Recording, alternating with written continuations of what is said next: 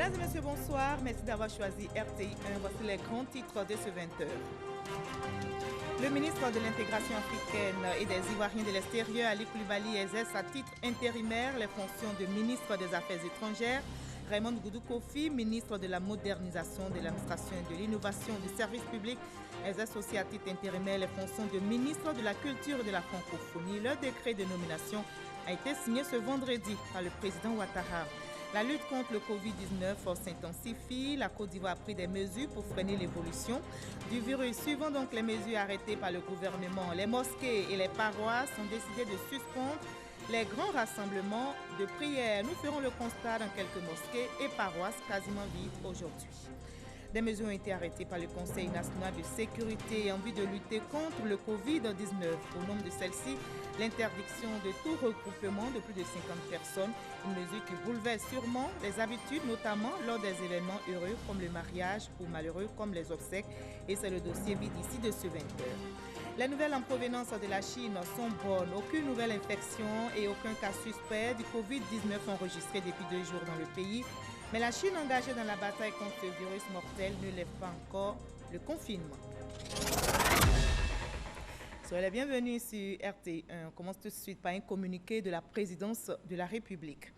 Le président de la République, son Excellence M. Alassane Ouattara, a procédé ce vendredi 20 mars 2020 sur proposition du Premier ministre, chef du gouvernement, à la signature de 2 décrets portant intérim au ministère des Affaires étrangères et au ministère de la Culture et de la Francophonie. Ainsi, M. Ali Koulibaly, ministre de l'Intégration africaine et des Ivoiriens de l'extérieur, exerce à titre intérimaire les fonctions de ministre des Affaires étrangères. À la suite de la nomination de M. Maurice Bandaman en qualité d'ambassadeur de Côte d'Ivoire en France, Mme Raymonde Goudou Kofi, ministre de la Modernisation, de l'Administration et de l'Innovation du Service public, exerce à titre intérimaire les fonctions de ministre de la Culture et de la Francophonie, fait à Abidjan le 20 mars 2020 et signé du ministre secrétaire général de la Présidence de la République, Patrick Achi. Après son adoption par les parlementaires mardi dernier, le président de la République, Alassane Ouattara, a promulgué le projet de loi portant révision constitutionnelle. Et notre reporter Mama Traoré revient pour nous ce soir sur les grandes étapes de cette modification de la loi fondamentale entamée début mars et sur les réformes phares qu'elle implique. Annoncé le 5 mars dernier lors d'une adresse du président de la République devant le Parlement, réuni en congrès tel que prévu par l'article 114 de la Constitution, la révision de la loi fondamentale arrive à son terme. 48 heures après son adoption définitive à la large majorité de 246 voix pour, contre 2 voix contre par les 2 chambres du Parlement, la loi portant révision constitutionnelle vient d'être promulguée ce jeudi 19 mars par le président de la République. L'ultime étape, qui donne un caractère exécutoire à la loi fondamentale révisée, suivra la publication du document au journal officiel de la République de Côte d'Ivoire. Conformément à la loi, suite à son adoption définitive par le Parlement et avant sa promulgation par le président de la République, la loi portant révision constitutionnelle a été soumise à l'avis préalable du Conseil constitutionnel. Les principales modifications concernent 3 réformes majeures. D'abord, celle portant sur la nomination du vice-président de la République avec l'accord du Parlement suite à l'élection du président de la République. Ensuite, la continuité parlementaire en cas d'impossibilité d'organiser les élections législatives dans les délais prescrits. Enfin, l'avènement du Conseil d'État et de la Cour de cassation dans le système judiciaire ivoirien. Et l'actualité au plan sanitaire, c'est la lutte contre le Covid-19 qui s'intensifie en Côte d'Ivoire. Et justement, ce vendredi à minuit, les voyageurs ayant séjourné depuis moins de 14 jours dans un pays ayant plus de 100 cas confirmés de maladie à coronavirus seront interdits d'entrer en Côte d'Ivoire. En attendant donc l'entrée en vigueur de cette mesure, les voyageurs en provenance de ces pays sont soumis à des contrôles de routine à l'aéroport, puis à l'INJS, un centre de transit pour les voyageurs. Mais quelle est l'ambiance dans ce centre de transit? Élément de réponse avec Salima Toudia. Ils reviennent de Paris et ont été directement conduits depuis l'aéroport d'Abidjan au centre de transit de l'INJS de Marcory. Ces voyageurs, en provenance des pays ayant plus de 100 cas, ont été soumis à un contrôle dans le but de s'assurer qu'ils ne présentent pas de symptômes du coronavirus Covid-19. En venant, on était un peu anxieux Mais on a été bien pris en charge. À l'aéroport, des questionnaires, un test. Ici aussi des questionnaires, un test. Et puis des consignes d'usage. Prise de température, consignes d'usage ou encore des questionnaires, les voyageurs ne présentant pas de symptômes pourront rentrer à leur domicile pour un autoconfinement. Le confinement, c'est le seul moyen pour pouvoir briser la chaîne. On n'a pas le choix, c'est pour ça que je dirais primordial pour nous et pour nos proches. Je viens de Paris, j'y ai fait 13 jours, j'étais déjà confiné là-bas. Autant le faire parce que avec ce qu'on a entendu et on a vu, c'est mieux que chacun s'autodiscipline et se confine le bien de la population. Sur les lieux, le ministre de la Santé et de l'Hygiène publique venu observer le dispositif de contrôle des équipes médicales et échanger avec les voyageurs sur les conditions d'accueil et de prise en charge. Hier, nous étions là. Il y avait une atmosphère surchauffée. Je crois que le fait qu'on ne retienne plus a contribué à apaiser un peu les réactions. J'ai pu donc m'entretenir avec certains. De leur avis, tout se passe bien, tout s'est bien passé jusqu'ici.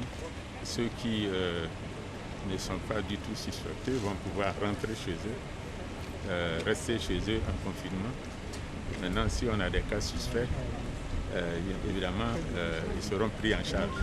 Également sur les lieux, les équipes de la Croix-Rouge et de Médecins sans frontières. Ils reçoivent le repas parce qu'il y a la nourriture, il y a de l'eau. Et puis maintenant, on les oriente vers l'équipe médicale qui est là. Il y a l'INHP, où il y a Médecins sans frontières. Donc on s'est partagé les rôles. Nous sommes aux côtés du ministère de la Santé de faire en sorte que tous les passagers qui viennent des pays qui sont très affectés soient checkés dans les bonnes conditions et que le risque de propagation de cette épidémie soit moindre pour la Côte d'Ivoire. La prise en charge psychologique des voyageurs a été l'affaire du ministère de la Solidarité qui a dépêché des psychologues pour assister les voyageurs. Malgré l'épuisement qui se lisait sur les visages, les voyageurs ont subi les tests et bénéficié de prise en charge psychologique dans l'enceinte de l'INJS. Les voyageurs ont été identifiés pour un suivi médical à domicile et invités au strict respect des consignes d'usage pour l'autoconfinement. Voilà, aujourd'hui, 20 mars, quel est le point de la situation dans notre pays?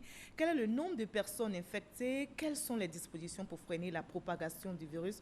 Pour nous répondre, nous avons invité professeur Béné Bivro, directeur général de l'Institut national d'hygiène publique. Bonsoir, professeur. Bonsoir, Marie-Laure. Voilà, on vient de voir donc à l'INJS, la Côte d'Ivoire a donc engagé une riposte véritable contre ce virus. Oui, c'est le lieu de dire que nous avons amorcé un autre virage du fait que le nombre de cas a augmenté et il faut adapter les stratégies à la situation. C'est ce que nous avons mené et c'est pourquoi tous ces passagers qui sont venus, depuis le communiqué du Conseil national de sécurité, nous avons renforcé au niveau de l'aéroport à l'arrivée les mesures et puis au niveau de l'INJS, à ce centre de transit-là, nous avons procédé au screening, à la prise de température et puis surtout à la prise de certaines constantes pour voir si les personnes qui transitaient par là étaient en bonne santé. Quand elles sont en bonne santé, on les laisse aller chez elles, mais surtout on leur recommande le confinement. Et j'insiste sur le mot confinement, autoconfinement. Et on va en reparler tout à l'heure, s'agissant surtout de l'autoconfinement. Alors vous disiez tout à l'heure, la situation a évolué. Au jour, donc, sinon à l'heure actuelle, nous sommes à combien de cas infectés dans notre pays? Alors, nous en sommes à 14 cas. Déjà à midi, à 13h, j'étais sur le plateau ici, je parlais de 9 cas, mais vous savez, la situation est vraiment volatile. C'est une situation qui change d'un moment à l'autre et ça peut changer du jour au lendemain. Et ça augmente la peur? Non, ça ne doit pas justement augmenter la peur, parce que, fort heureusement, les cas que nous avons ne sont pas des cas graves. Deuxièmement, c'est des cas qui sont importés. Ça veut dire quoi, importés? Ça veut dire que c'est des cas qui sont venus d'ailleurs. C'est des cas qui ne sont pas encore disséminés dans la communauté. Parce qu'il y a une notion importante de suivi qui s'impose lorsque les cas sont disséminés dans la communauté. Donc pour le moment, le phénomène est assez circonscrit. Donc, il ne faut surtout pas céder à la panique. Je le répète encore, il ne faut pas céder à la panique. Donc, il ne faut pas s'alarmer, mais le Niger vient d'enregistrer son premier cas, le Tchad son premier cas, la Côte d'Ivoire dont les cas augmentent. De 9 ce matin, vous étiez sur ce plateau, vous annonciez 9 cas. Nous sommes à l'heure actuelle à 14 cas. Y a-t-il pas lieu de s'alarmer?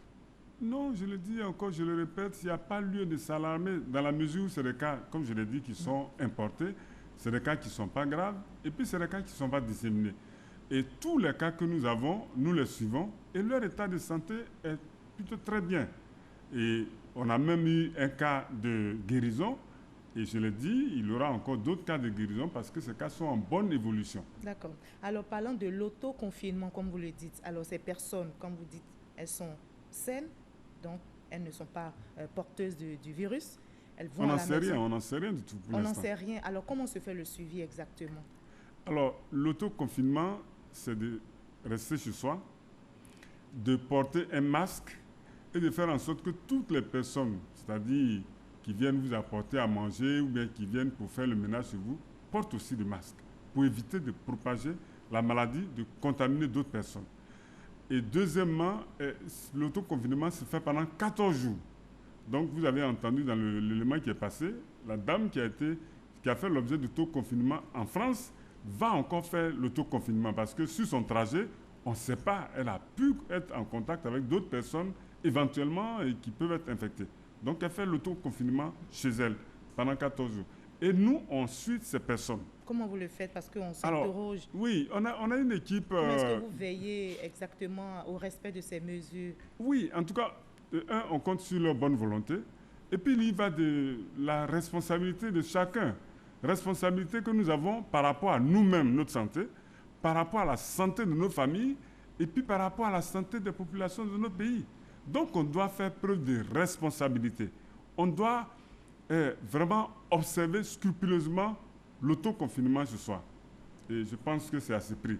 Maintenant, pour la mise en pratique, nous avons une vingtaine de personnes, une équipe d'une vingtaine de personnes qui, au quotidien, appellent ces personnes et qui font preuve en tout cas de constance dans tout ce qu'elles font. Et puis surtout, nous faisons des visites inopinées à ces personnes. Donc, on ne peut pas savoir à quel moment on peut arriver chez vous. Donc, si vous êtes en autoconfinement, oui, il y a des mesures coercitives. C'est-à-dire, l'État a le droit de... On peut avoir une idée? Oui, la police peut aller chez vous et si vous n'êtes pas en autoconfinement, on peut vous obliger à être en autoconfinement.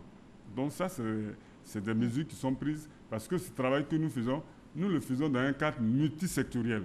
Donc, il y a la police, le ministère de l'Intérieur, le ministère de la Santé et les autres ministères qui travaillent avec nous.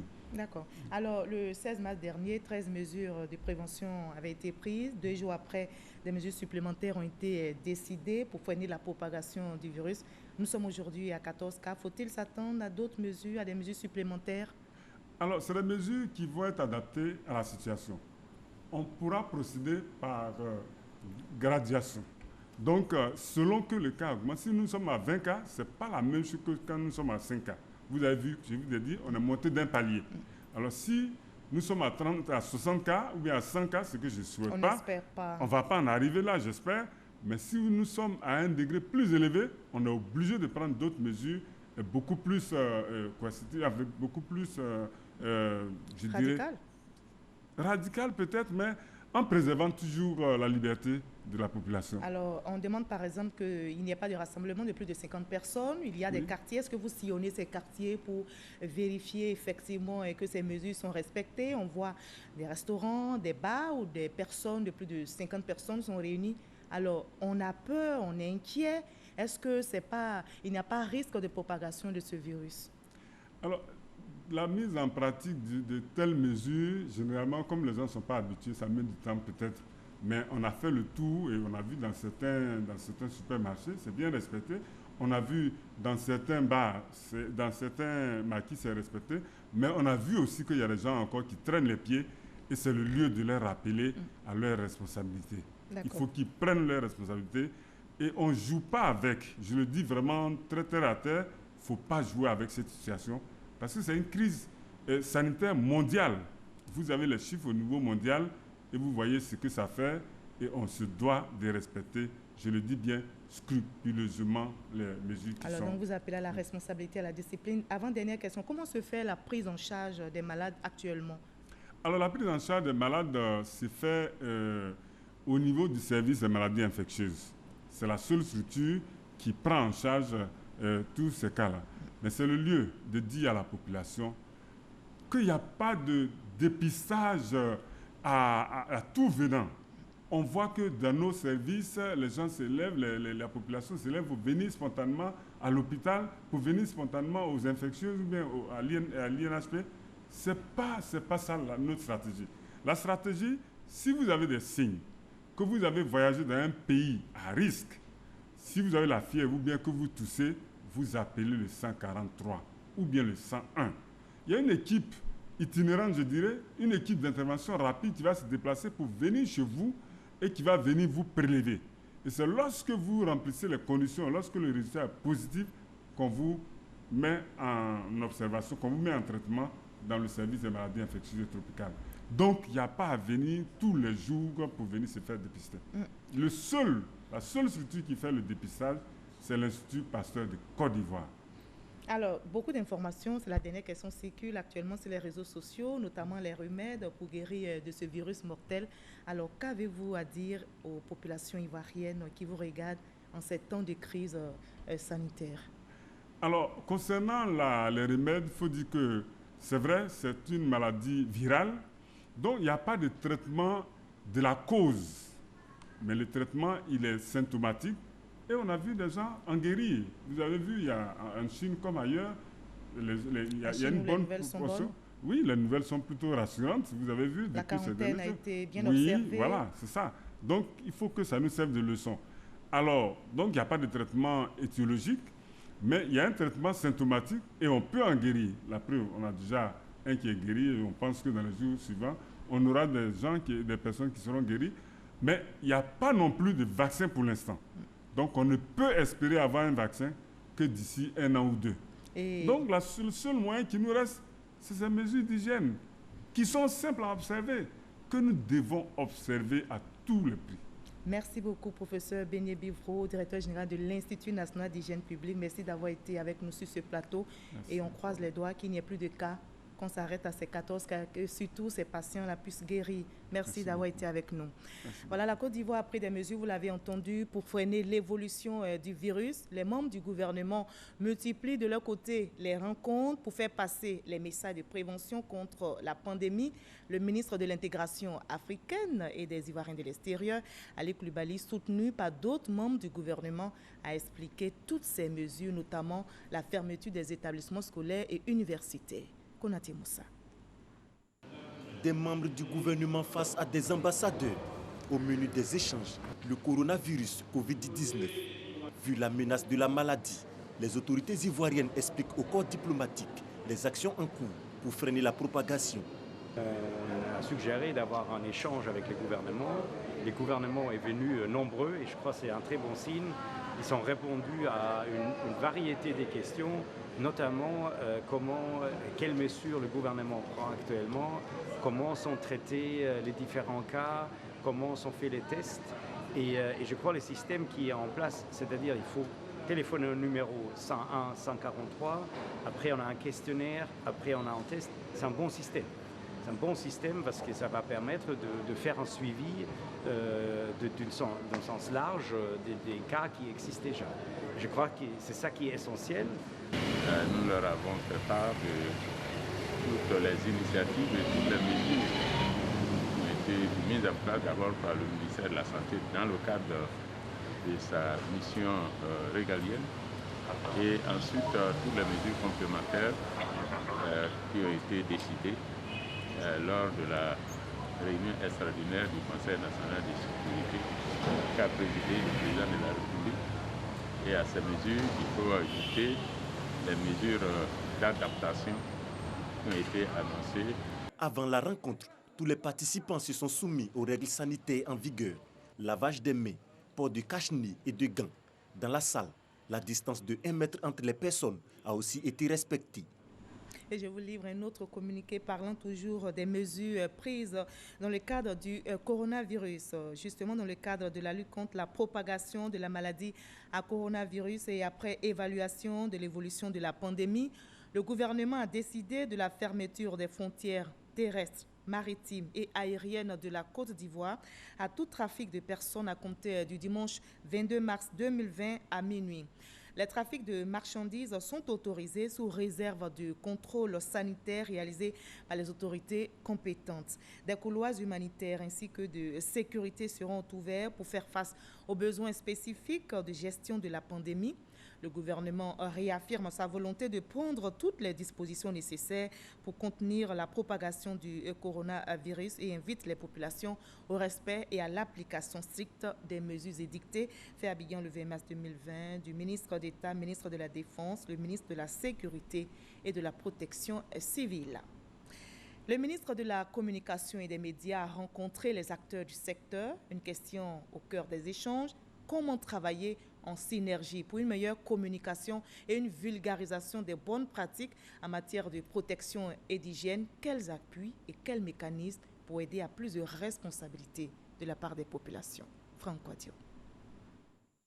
Face à l'épidémie à coronavirus, il faut multiplier les stratégies pour accentuer la lutte. Cabinet du ministère de la Communication. Une rencontre. Sidi Touré, ministre de la Communication et des Médias, échange avec les opérateurs du secteur, les organisations et différentes fêtières. Objectif: définir un axe commun de lutte, des canaux et des messages afin d'éviter au maximum les fausses informations. Il nous a demandé ce que nous pouvons faire. Au niveau de la presse étrangère en Côte d'Ivoire, nous mettons à disposition vraiment nos différentes colonnes, radio, télévision, tout ça. Les organisations professionnelles des médias ont déjà pris les devants et l'Union nationale des journalistes de Côte d'Ivoire a décidé vraiment de porter le combat, le message de sensibilisation partout. Nous avons une profession qui est régie par des règles, qui a des fondamentaux. Toutefois, qu'on doit diffuser une information, il faut s'en référer. Et c'est ce que nous rappelons à nos partenaires et aux confrères que nous rencontrons. Une stratégie commune, mais des attentes, la tutelle assure de sa disponibilité. Pour ce qui est de la part du gouvernement, nous pouvons vous rassurer sur l'information que nous allons mettre à votre disposition. En somme, avec le centre d'information gouvernementale, le CICG, nous allons structurer des messages que nous allons partager avec vous. Maintenant, dans votre organisation et selon vos différentes initiatives, vous apprécierez. D'autres rencontres du genre sont à venir. Tous les supports et méthodes sont à envisager aujourd'hui pour mieux juguler l'avancée du coronavirus. La lutte contre le Covid-19 s'intensifie. Le pays, la Côte d'Ivoire, a pris des mesures pour freiner l'évolution du virus. Et suivant les mesures arrêtées par le gouvernement ivoirien, les mosquées et les paroisses ont décidé de la suspension des grands rassemblements de prière. Nous faisons maintenant le constat dans quelques mosquées et paroisses quasiment vides ce 20 mars, comme nous le rapporte Gabriel Zani. Un parking vide un vendredi, jour de prière pour le musulman, c'est inhabituel. À la mosquée des cités du lycée technique de Cocody, pas de monde sur l'esplanade, l'accès à l'intérieur de la mosquée interdit. C'est le Covid-19 qui le veut ainsi. Seul, l'imam prie dans son bureau. À mesure exceptionnelle, comportement exceptionnel, que les 5 prières canoniques, le fidèle est prié de le faire à la maison.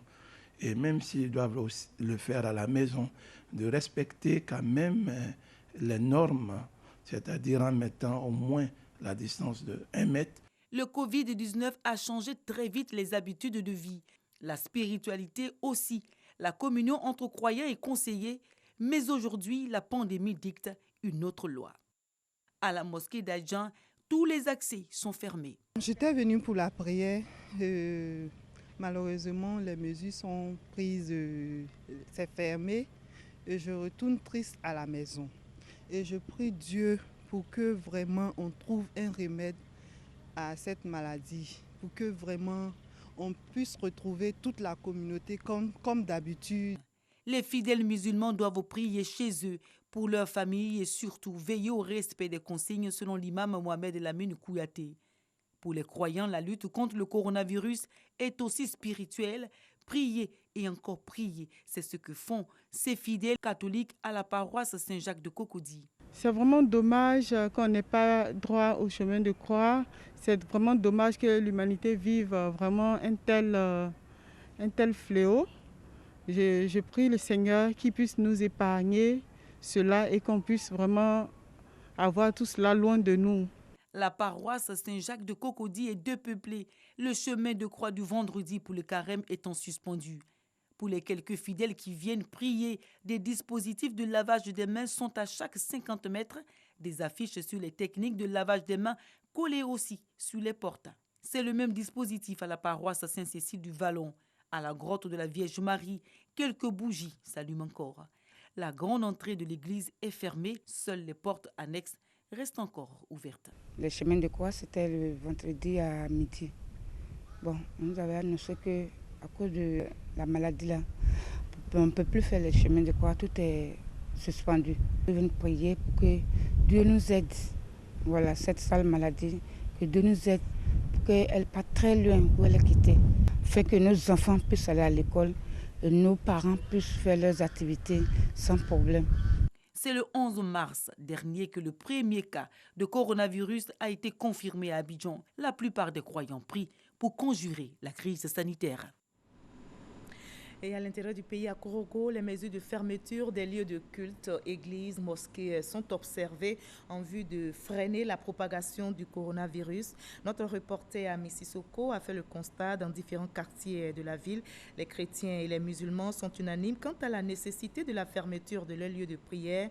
Les prières sont dites désormais à la maison en nombre restreint. Le consistoire des églises protestantes évangéliques de Côte d'Ivoire, CEPSI, réuni en session extraordinaire ces derniers jours, déclare soutenir les 13 mesures de restriction du gouvernement dans la prévention contre la maladie à coronavirus Covid-19. Et devant l'urgence sanitaire, les chrétiens évangéliques du consistoire demandent la suspension des cultes dans les églises locales pendant 2 semaines. Leur déclaration est recueillie pour vous par Jean Magaï. Le consistoire tient d'abord à présenter sa compassion à tous ceux qui ont été affectés par cette pandémie. Il prie pour un prompt rétablissement des personnes atteintes. Le consistoire salue les mesures prises par le gouvernement. Il recommande à tout le corps de Christ et à tous ceux qui vivent sur le territoire national d'observer de façon scrupuleuse toutes les mesures ainsi arrêtées. Le consistoire des protestants évangéliques de Côte d'Ivoire demande à tous les chrétiens et aux églises locales de s'investir pleinement dans la prière contre ces fléaux.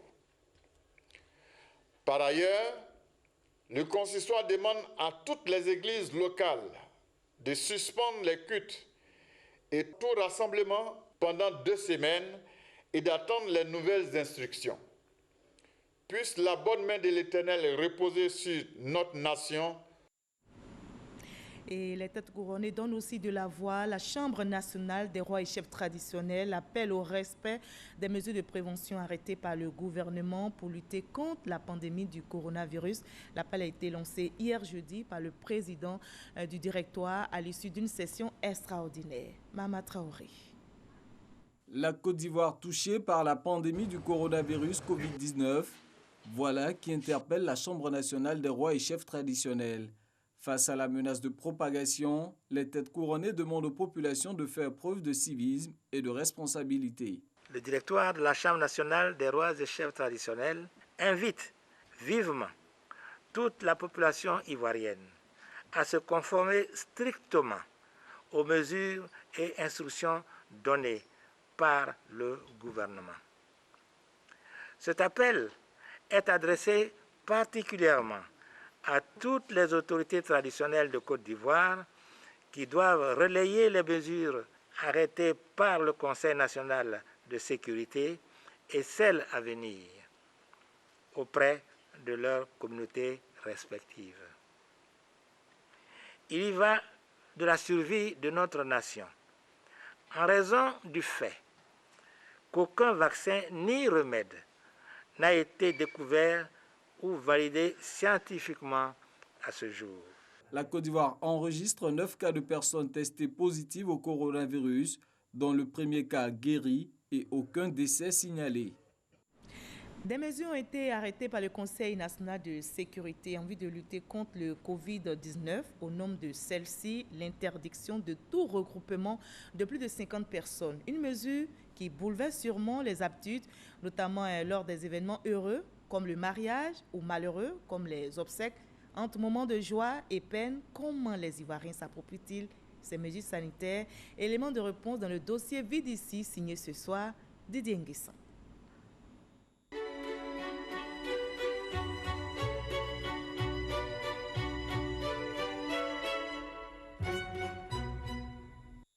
Convoler en juste noces ou honorer la mémoire d'un défunt tout en observant les mesures sanitaires arrêtées par le Conseil national de sécurité contre le coronavirus Covid-19.